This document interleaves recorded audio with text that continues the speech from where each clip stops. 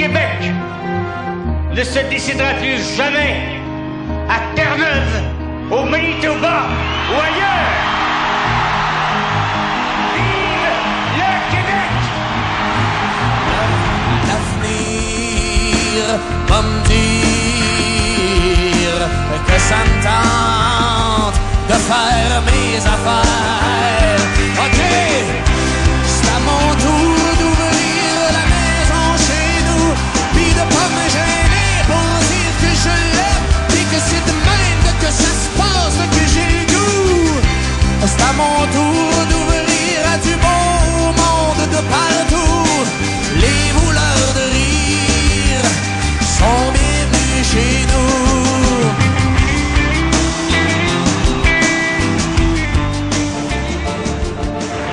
Parce que si on veut avoir les moyens, puis si on veut avoir la volonté d'empêcher notre société de continuer à se diviser puis à s'émietter, et peut-être de connaître les secousses de l'écœurement puis de la révolte, il faut quand même, le plus vite possible, qu'on trouve aussi la volonté puis le bon sens en même temps d'appliquer ce que nous appelons la solution. De cesser, on peut le faire, personne ne peut contester notre droit. De cesser d'être une minorité perpétuellement inquiète de sa survivance. C'est un mot malade, la survivance. On peut devenir un peuple qui est chez lui et qui est sûr de vivre. Ça, c'est normal.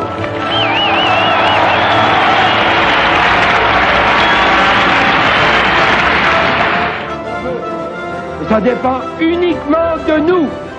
Et la réponse, elle n'est pas nulle part dans les propagandes ou les objections, elle est en chacun de nous, puis en nous tous collectivement. Si on veut, on peut commencer, ça peut être le début de l'histoire normale du Québec. Est-ce que vous croyez qu'on est capable puis qu'on est prêt? OK, merci beaucoup. Ne comprenez-vous pas que vous êtes dans le camp du non?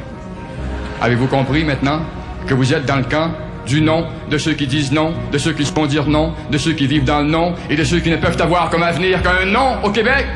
Vous n'avez pas compris? Est-ce que vous persistez, M. Johnson, à remettre à Jean Chrétien, cet homme qui vous a déjà dit non et qui vous dit qu'il vous dira toujours non? Est-ce que vous persistez à vouloir lui remettre un chèque en blanc? Est-ce que vous persistez à vouloir lui confier l'avenir du Québec? Est-ce que vous persistez à lui confier la création d'emplois au Québec? Est-ce que vous persistez à en faire le maître du destin du Québec? Vous savez que c'est non! On a quand même réussi à indiquer clairement ce qu'on voulait. Et on a raté par une petite marge, quelques dizaines de milliers de voix. Bon, ben dans un cas comme ça, qu'est-ce qu'on fait?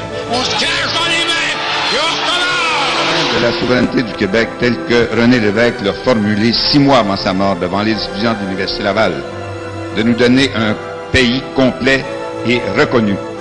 Il ne me quittera jamais, moi, personnellement.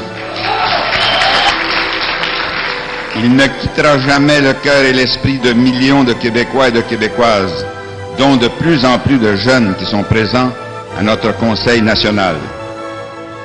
Je veux bien que grâce au Parti québécois d'ailleurs, le Québec ait fait des progrès fabuleux et que certains vocabulaires ne s'appliquent plus. Nous ne sommes plus des colonisés. Mais si nous ne sommes plus des colonisés, nous devons être aux Nations Unies avec les peuples libres et le plus rapidement possible. Oui, nous sommes libres.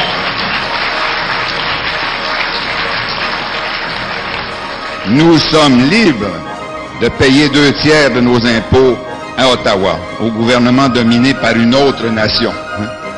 Nous sommes libres de perdre 50 millions de dollars par semaine, 2,5 milliards par année. Nous sommes libres quand Louise Baudouin et Marie Balavoie font un combat extraordinaire pour que l'UNESCO s'occupe de la diversité culturelle, d'entendre dire que c'est Sheila Copps qui l'a fait. Nous sommes libres de se faire nommer un aéroport par un des hommes politiques qui a eu le rôle le plus funeste de l'histoire du Québec, Pierre Elliott Trudeau.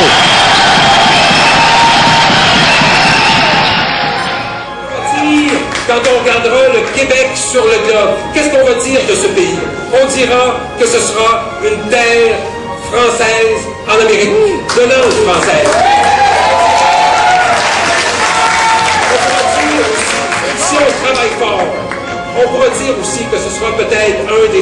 dans le monde où on vit le mieux dans le respect du développement durable. On pourra dire que c'est une société qui, dans le monde, a fait comme peu de sociétés le choix de l'éducation. Et surtout, c'est une société qui, dans le monde, a fait le choix de la solidarité, qui a fait le choix de donner